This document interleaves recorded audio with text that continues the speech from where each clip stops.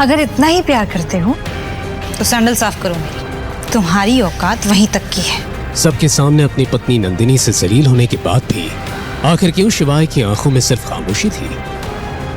Inspector, Nandini के आशिक के कहने पर पुलिस ने शिवाय को बेरहमी से पीटा, पर फिर भी वो महाकाल की भक्ति में लीन रहा। क्या ये उसकी बेबसी है या किसी तूफान का आगाज? जब शिवाय है खुद महाकाल की परछाई, तो उसके ऐसी जिल्लत भरी जिंदगी जीने की क्या है सच्चाई? और क्यों इतने जुल्म सहने के बाद भी वो सिर्फ नंदिनी के प्यार में दीवाना था? अरे बुढ़िया, तेरे को अभी ना मैं समझा समझा के थक गया हूँ। तेरे को अगर इधर धंधा करने का है ना, ये बाकी लोग जैसे मेरे को हफ्ता देता ना, तेरे को भी हफ्ता देना पड़ेगा। बेटा, मेरा धंधा बहुत कम चलता है, ऐसे में तुम्हें कहाँ से पैसा ला कर दूं? अरे ये गिरा दो रे इसके सारे। इंदौर शहर में एक छोटे से बाजार में एक हट्टे कट्टे गुंडों ने एक फूल वाली बुढ़िया को जब ऐसे धमकाया तो बुढ़िया बुरी तरह घबरा गई।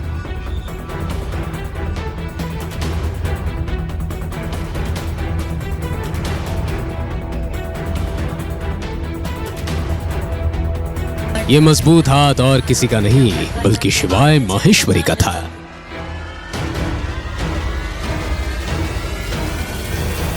शिवाय? महाकाल की नगरी में बस एक गुंडा हो सकता है और वो है खुद महाकाल। अबे चल पीछे हट जा, वरना जो हाल बुड्ढी का कर रहा हूँ ना, तू भी मारा जाएगा। अकाल मृत्यु वो मरे जो काम करे चंडाल का, काल भी उसका क्या करे जो भक्त हो महाकाल का। ओम नमः शिवाय।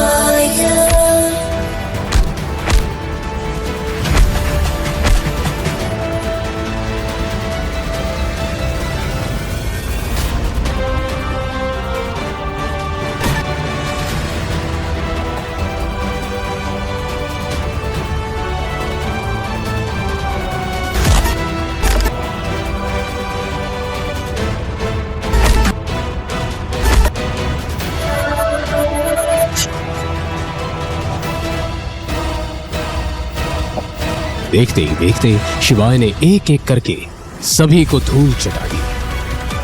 अगर आज के बाद अम्मा को परेशान किया ना, तो महादेव की सौगंध। माफी मांगता हूँ अम्मा। अम्मा जी माफी मांगता हूँ आपसे भी।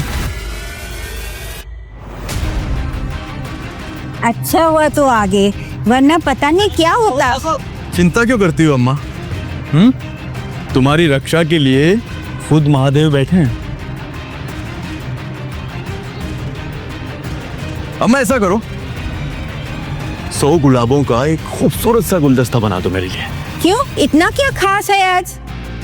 आज मेरी और नंदिनी की 3री सालगिरह है। तुझे तो पता है कि तेरी 3री सालगिरह है, लेकिन नंदिनी को इस बात की कोई खोज खबर है या नहीं? अब अम्मा मुझे पता हो या उसे, बात तो एक ही है ना।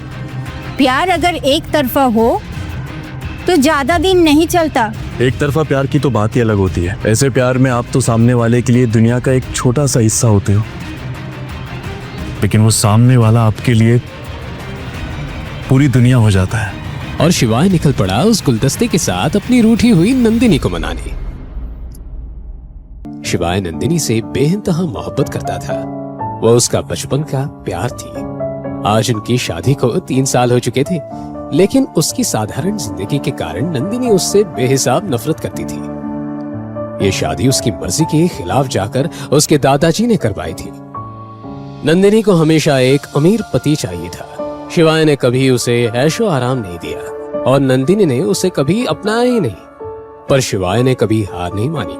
हर हफ्ते वो एक गुलाब देता रहा, एक उम्मीद के साथ कि कभी ना कभी उसका प्यार स्वीकार होगा।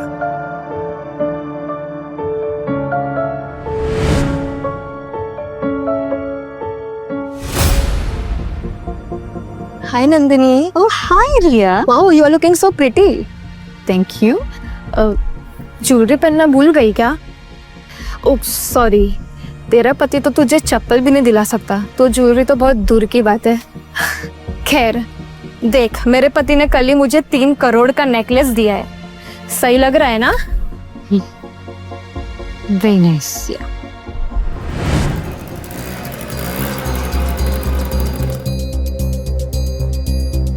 मेजर शिवाय, फाइनली आप हमें मिल गए। हम आपको 3 साल से पागलों की तरह ढूंढ रहे थे। हमें आपकी जरूरत है, आप लौट आइए। ये सही वक्त नहीं है। फिलहाल मेरे लिए मेरी शादी बचाना ज्यादा जरूरी है। चले जाओ तुम।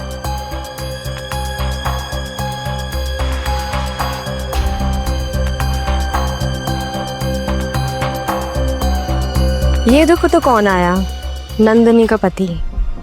यार जो भी बोलो, इसके हैंडसम लुक्स और इंटेंस आंखों का चाल seriously too hot to handle. Hotness का अचार डालेगी क्या? शक्ल देख के वर्ल्ड टूर नहीं होता है, उसके लिए जेब भी गर्म होनी चाहिए, जो इसकी है नहीं।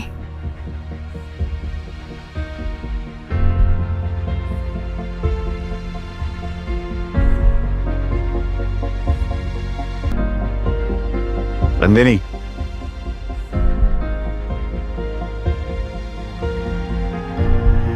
नंदिनी, मुझे तुमसे जरूरी बात करनी है, प्लीज। यार छोड़ो मेरा, तुम यहाँ क्या कर रहे हो? मैं प्लीज मेरे साथ हाँ, चलो। क्या बताना चाहते हो तुम? 3 साल से मैं बस तुम्हारी ही बातें सुन रही हूँ, और अब अच्छा होगा कि तुम यहाँ से निकल जाओ, दफा हो जाओ यहाँ से। मैं कहती हूँ जाओ।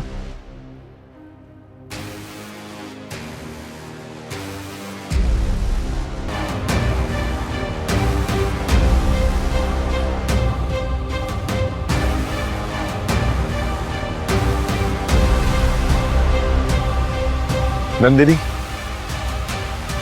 नंदिनी, बस आखिरी बार मेरी बात सुनो प्लीज। मैं तुम्हें सब कुछ साफ साफ बताना चाहता हूं, मेरी बात को समझने की कोशिश करो।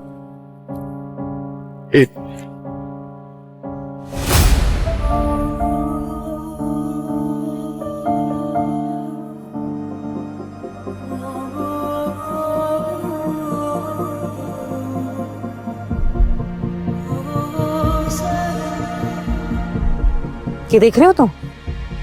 ठीक से देखो, अपनी आंखें खोल के देखो। तुम्हारी औकात यहीं तक की है। अब अपना ये मुंह उठाओ और निकलो यहाँ से। किस बात का इतना बवाल मचा रहा है तू? नन्ही बेबी, रिलैक्स।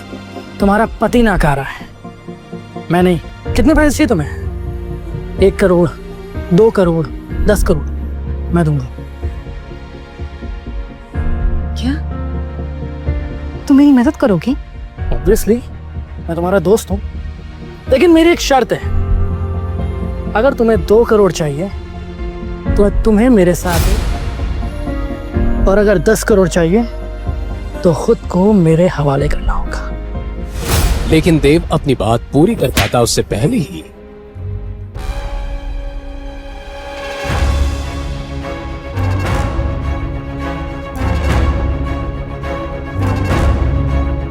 बेवकूफ आदमी, ये क्या किया तुमने? वो बेचारा मेरी मदद कर रहा था और तुम अभी के अभी माफी मांगो उससे। मेरी चप्पल भी उससे माफी नहीं मांगेगी। और तुम चलो मेरे साथ, चलो।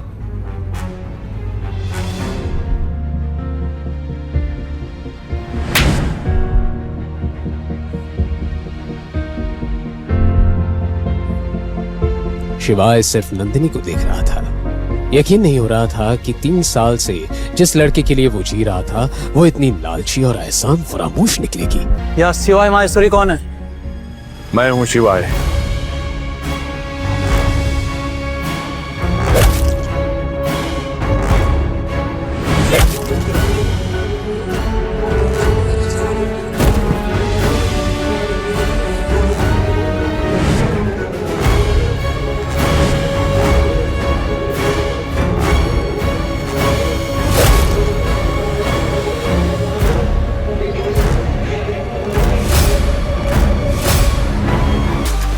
सेकंड के अंदर शिवाय ने सबको जमीन पर पटक दिया।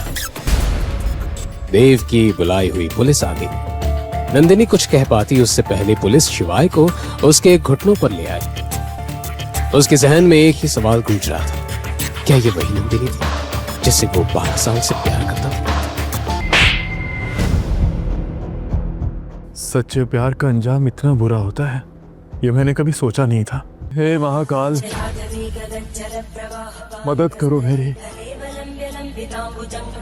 दूसरी तरफ आधी रात को नंदिनी अपने घर पहुंची और गुस्से में तमतमाते हुए रेखा के कमरे का दरवाजा जोर जोर से नॉक करने लगी। मॉम दरवाजा खोलो। क्या बेटा, इतनी रात को चीख क्यों रही है? और तू तो पार्टी के लिए गई थी ना, किसी से पैसों की मदद हुई क्या? नंदिनी ने अपनी माँ को क्लब में घटी पूरी घटना बताई। मॉम बस बहुत हो चुका। मैं उस शिवाई के साथ एक छत के नीचे नहीं रह सकती। मुझे उससे डिवोर्स चाहिए। पर बेटा कैसे देंगे डिवोर्स? तुझे याद है वो बुटीक की अग्रीमेंट? उसमें साफ साफ लिखा है अगर तूने शिवाई को डिवोर्स दिया तो बजाज फैमिली की आधी प्रॉपर्टी उसे दी जाएगी। और वो नाकारा शिवाई यही तो चाहता है कि उसकी खाली जेब भर जाए हमारे पैसों से। नहीं मॉम, यही सही मौका है। मैं जानती हूँ कि मैं क्या कर रही हूँ।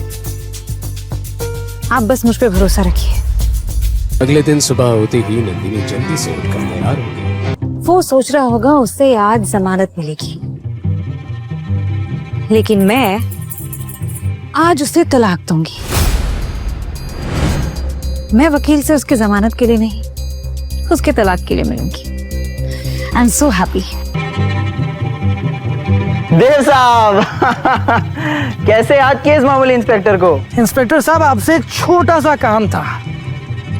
देव ने अपनी बेइज्जती का बदला लेने के लिए पुलिस स्टेशन कॉल किया और इंस्पेक्टर को रिश्वत देकर शिवाय को 3rd डिग्री टॉर्चर देने के लिए कहा। एक मिनट पाटिल, वो जो 3 नंबर वाले में हीरो है ना, उसके कपड़े उतार। उसकी आज गर्मी है ना, मैं निकालूंगा। हाँ देव साहब, काम हो जाएगा।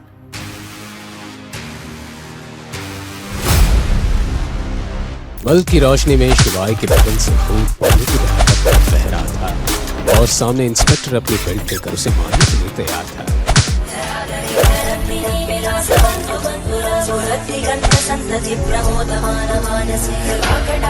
हवलदारों की इस हरकत को देखकर शिवाय एकदम शांत हो गया, पर यह एक बड़े तूफान के पहले वाली शांति थी।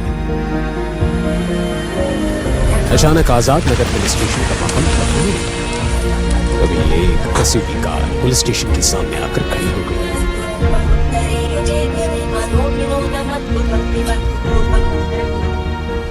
उनमें से एक ऑफिसर कैप्टन सरताज शिवाय को ऐसे देखकर चौंक गया और हड़बड़ाते हुए बोला, ये क्या किया तुम लोगों ने? You all are mad. निकालो उसको बाहर। ये सब क्या तमाशा लगा रखा है? पहले मुझे ये बताओ कि हम एक तरह के क्या अपने रौब दिखाना चाहते हो? तुम्हें पता भी है शिवम महेश्वरी है कौन? आज से 3 साल पहले इस शहर को बचाने वाले मसीहा है वो। एक साथ 735 आतंकियों को मारने वाला योद्धा है वो, और इंडिया के सबसे बड़े सीक्रेट एजेंसी का चीफ है वो मेजर शिवा है। इतने बड़े अधिकारी को उसने पिछली एक रात से जेल में रखा हुआ। I'm sorry sir, हम लेट। नहीं कैप्टन, तुम एकदम वक्त पे आए हो। अभी हमें यहाँ से निकलना चाहिए। मुझे बजाज मेंशन ड्रॉप कर दो। मुझे आपसे कुछ इंपॉर्टेंट बात करनी है। आपको याद होगा मेजर, आज से 5 साल पहले हमने एक समझौता किया था जेएनके में गैर कानूनी मामलों को लेकर, लेकिन अब मिशन पूरा नहीं कर पा रहे हैं। वहाँ के गैर कानूनी संगठनों ने समझौता तोड़ दिया है। वो हम पर कभी भी हमला कर सकते हैं। हमें आपकी जरूरत है मेजर, अब आपको वापस आना होगा। मैं वो 3 साल पहले वाली दुनिया छोड़ चुका हूँ Sartaj. Now I am a common man.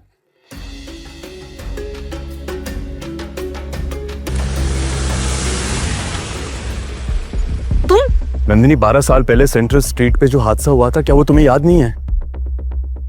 वो किडनैपिंग, वो बर्थडे, कुछ भी याद नहीं है तुम्हें? तुम पागल हो गए हो कि उस दिन मार खा के तुम्हारे दिमाग पे भी चोट लगी है? और तुम बाहर कैसे? किसने करवाई तुम्हारी बेल? हाँ, क्यों, क्या, कैसे? इस बारे में मुझे तुमसे कोई बात नहीं करनी है। जिंदगी ने मुझे बहुत बड़ा सबक सिखाया नंदिनी।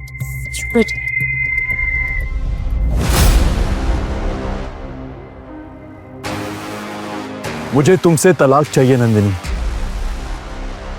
क्योंकि तुम वो लड़की नहीं हो जिससे मैंने प्यार किया था। क्या कहा तुमने? तुम मुझे तलाक दोगे? मैं तुम्हारी औकात से कई गुना ज्यादा ऊपर हूं, समझे तुम? मुझे तुम्हारा प्यार कभी चाहिए ही नहीं था। पहले दिन से मैं तुमसे नफरत करती थी। भिखारियों के मुंह नहीं लगते नंदिनी। चलो।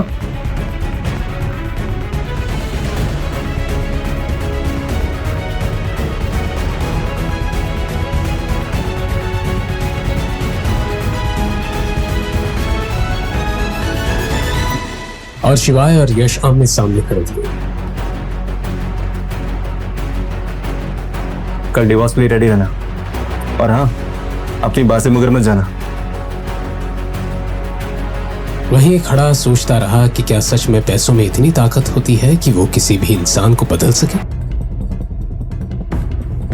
हेलो, दिनेश जी से बात हो सकती है? जी हाँ, बोल रहा हूँ। शिवाय, शिवाय माहेश्वरी।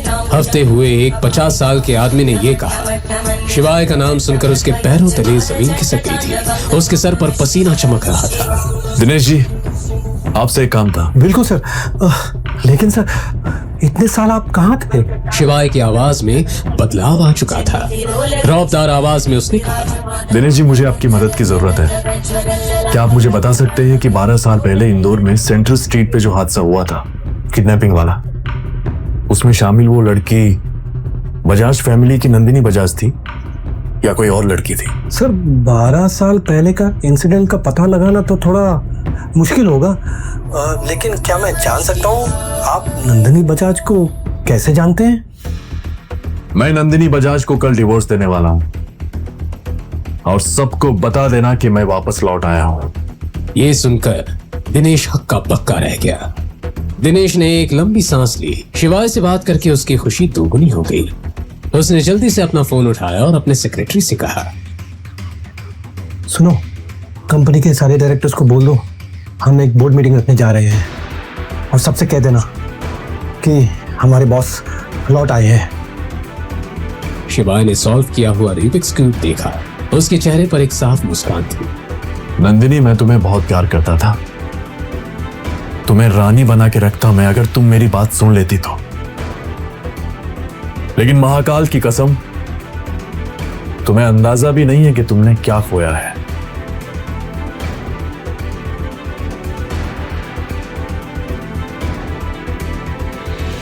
आगे आगे देखो होता है क्या।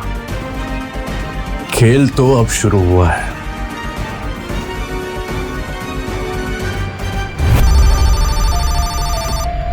इस समय दुनिया के हर कोने में मौजूद इंडस ग्रुप के लोगों को मैसेजेस आने लगे थे।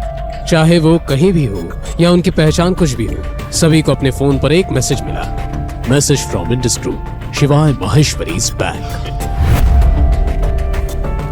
इस हड़बड़ी में देव अंदर आया।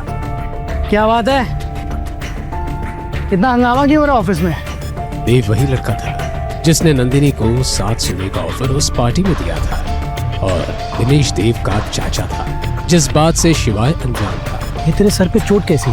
देव ये जानता था कि उसके चाचा उससे सवाल जरूर पूछेंगे। अब कुछ नहीं, वो एक पार्टी में गया था,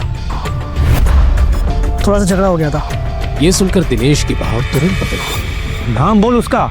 इंदौर शहर में किस माइकलाल में हिम्मत है कि तुझ पे हाथ उठा सके? देव बताना तो चाहता था, लेकिन बताता भी तो क्या कि एक निकम्मे पति से मार खाई थी उसने। ये उसकी शान के खिलाफ था। वो एक लड़का था और उसके कुछ दोस्त थे, अकेला होता तो बताता। देव हिचकिचा रहा था। दिनेश को इस बात की भनक लग चुकी थी। क्या चाहिए बोल। देव हिचकिचाते हुए बोला, चाचा, आपके फोन में उन लोगों के नंबर है ना जो मेरे लिए उस लड़के के हाथ पैर तोड़वा सकते हैं? आप मुझे वो नंबर दे सकते हैं? मेरा काम करवाना था मुझे। देव की बात सुनते ही दिनेश ने धीमी आवाज में उसे समझाया, तू मेरे बेटे जैसा है, इसलिए बता रहा हूँ, अभी हालात ठीक नहीं है। कुछ उलट पुलट हो गया तो लेने के देने पड़ जाएंगे। ये सुन के देव ने अपनी बात पर थोड़ा और जोर दिया। चाचा प्लीज, मुझे सिर्फ उसके हाथ पैर तोड़वाने हैं और कुछ भी नहीं। दिनेश अब भी मना नहीं कर पाया और अपनी जेब से फोन निकालकर उसे देने लगा, पर तभी हाथ वापस खींच लिया। नाम क्या है उसका? नाम नहीं पता मुझे, मेरी क्लासमेट का पति है, बस मामूली आदमी, कुछ ज्यादा नहीं।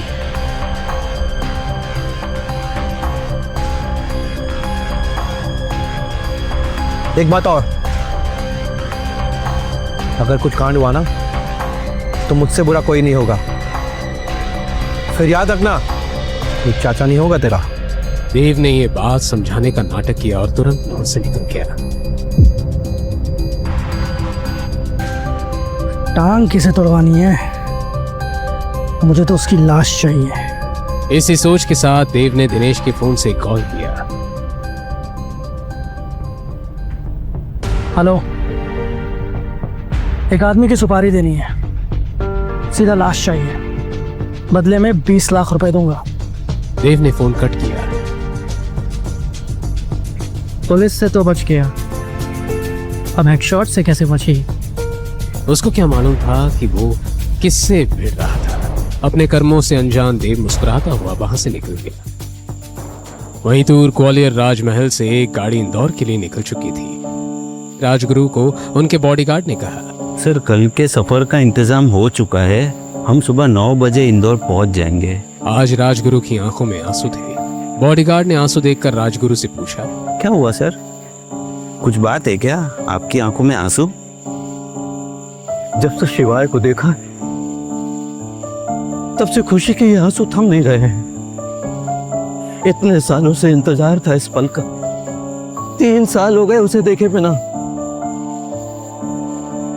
और अब कल उसे देखना नसीब होगा।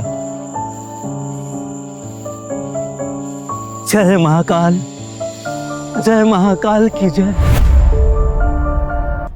अगली सुबह नंदिनी और यश फैमिली कोर्ट जाने के लिए रेडी हो चुके थे, लेकिन शिवाय का कहीं अता पता नहीं था। रेखा भी उसी को ढूंढ ढूंढ कर परेशान थी। पता नहीं कहाँ गया है निकम्मा शिवाय, ऐसे तुम्हें डिवोर्स का लालच देकर ना जाने किस बिल में छुपाई चूहा। छोड़ो ना मॉम, यहाँ नहीं तो वहाँ आ जाएगा। और वैसे भी आज तो कैसे भी करके मैं उसे डिवोर्स देकर ही रहूंगी। So you don't worry. चल रही? यस।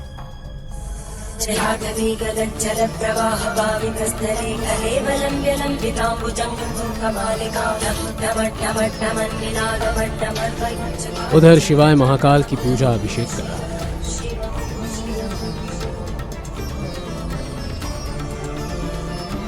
पूजा के बाद उसने जमीन को छूकर साष्टांग प्रणाम किया और मंदिर से बाहर निकल गया।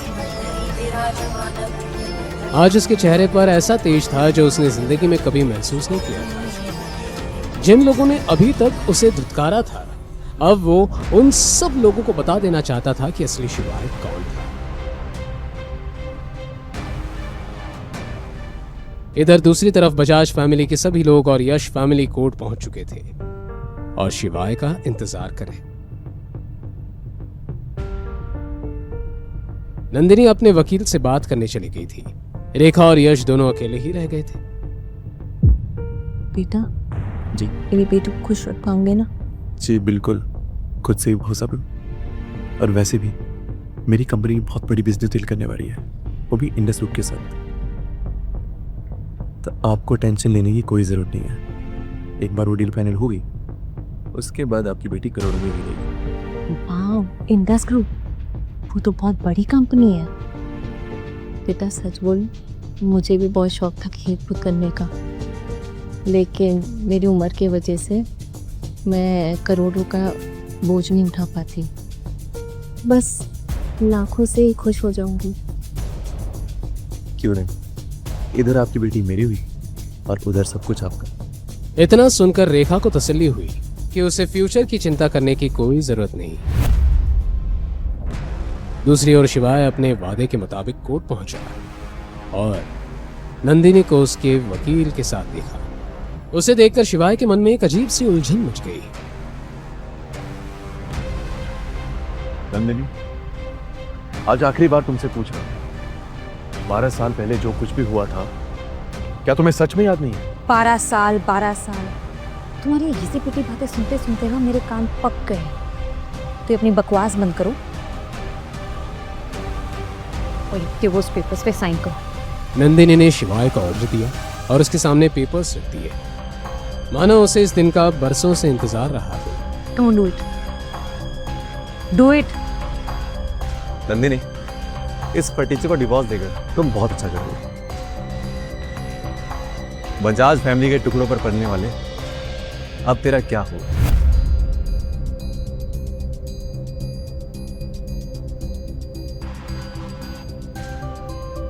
शिवाय ने पेपर्स पे जैसे ही साइन किया वैसे ही बजाज फैमिली और यश वहां से चले गए। वो अब शिवाय को एक पल भी नहीं देखना चाहते थे।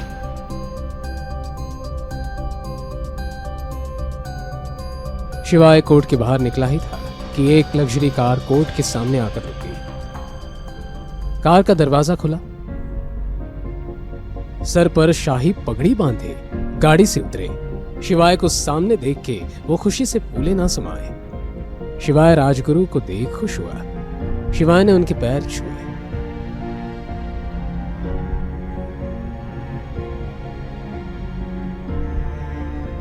राजमहल तुम्हारा इंतजार कर रहा है बेटा। एक राजा के बिना महल अधूरा है। अब ये बूढ़े कंधे जिम्मेदारियों का बोझ नहीं उठा सकते बेटा। चलो।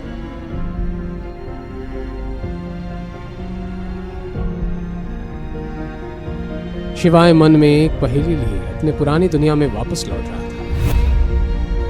तभी फोन बजा। कॉल इंडस ग्रुप के दिनेश सिंह का था। जैसे जैसे फोन पर बात आगे बढ़ती गई वैसे वैसे शिवाय के चेहरे पर भाव भी बदलने लगे। फोन काट के शिवाय ने ड्राइवर से कहा, गाड़ी इंडस टावर ले लो जल्दी। राजगुरु ये सुन के खुश नहीं थे, लेकिन अब शिवाय ने बोल दिया तो बोल दिया। वो शिवाय की बात नहीं काट सकते थे। वहीं पिछली शाम शहर के बीचों बीच एक सीक्रेट क्लब के बेसमेंट में, जहां सभी तरह के लीगल काम होते थे, एक शानदार मीटिंग रखी गई जिसमें हत्यारे, शार्प शूटर्स और अंडरवर्ल्ड में नए भर्ती हुए लोग एक बड़े से हॉल में मौजूद थे। आज से चाहे ईस्ट का मार्केट हो या वेस्ट स्ट्रीट, हम सभी को एक नाम याद रखना होगा, मेजर शिवा।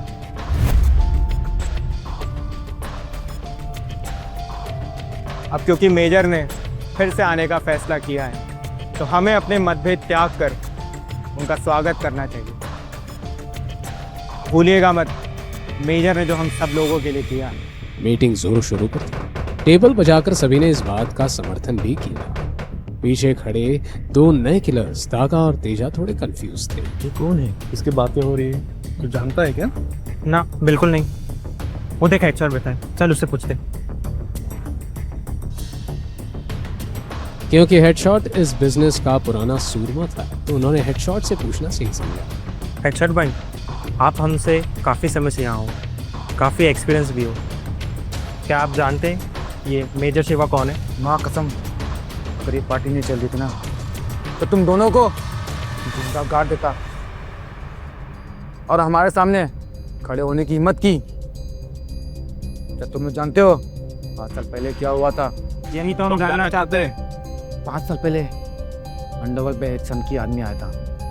वो भी किसी को मार देता था, काट देता था, यहाँ तक के जला भी देता था। पर उसका एक सपना था, पूरे इंडिया के अंडरवर्ल्ड पे राज करने का। तो कहते हैं ना, हर कहानी में विलन को मारने के लिए हीरो को आना पड़ता है, और अपनी कहानी का एक ही हीरो है, मेजर शिवा।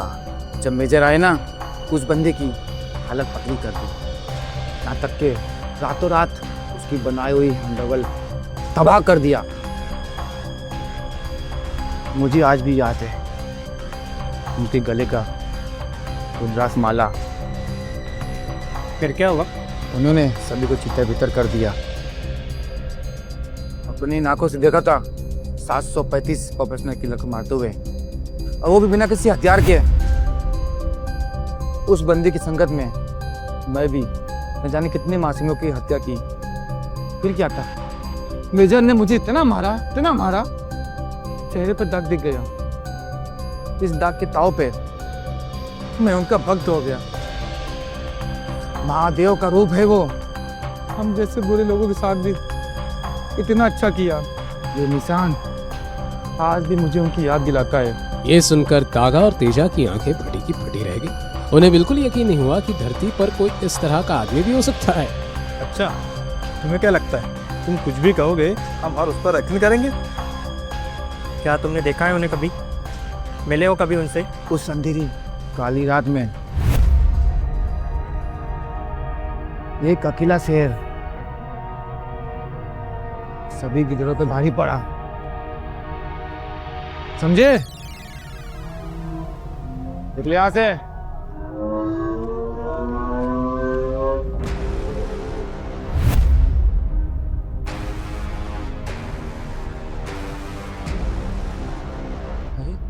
मालिक, देव बोल रहा हूँ, दिनेश का भतीजा। माँ कसम छोटे मालिक, आपकी आवाज डिट्टो मालिक जैसी है। बताओ क्या काम है? एक आदमी का एनकाउंटर करवाना था। माफ कीजिएगा, अभी मैं कोई काम नहीं ले सकता। 5 लाख दूं तो भी नहीं? माँ कसम, बात पैसों की नहीं है। अभी समय ठीक नहीं चल रहा है, कुछ रूल्स है जो मुझे फॉलो करना पड़ता है। और अगर 10 लाख दूं तो? आप समझ रहे हैं मालिक, मैं मजबूर हूँ, मैं नहीं कर सकता। और अगर मैं 20 लाख दूं तो? अरे मालिक, 20 लाख में मैं खुद को गोली मार लूं। आप उसका फोटो भेज दो। उसका नाम क्या है? शिवाय नाम है उसका, बजाज फैमिली का दामाद। फोटो भेजता हूँ उसकी। ओके।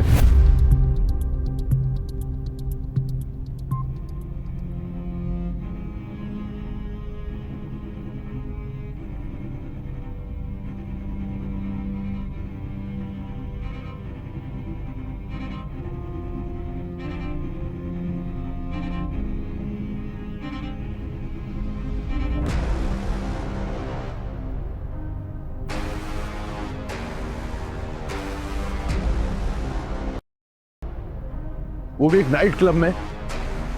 मुझे एड्रेस बताओ उसका।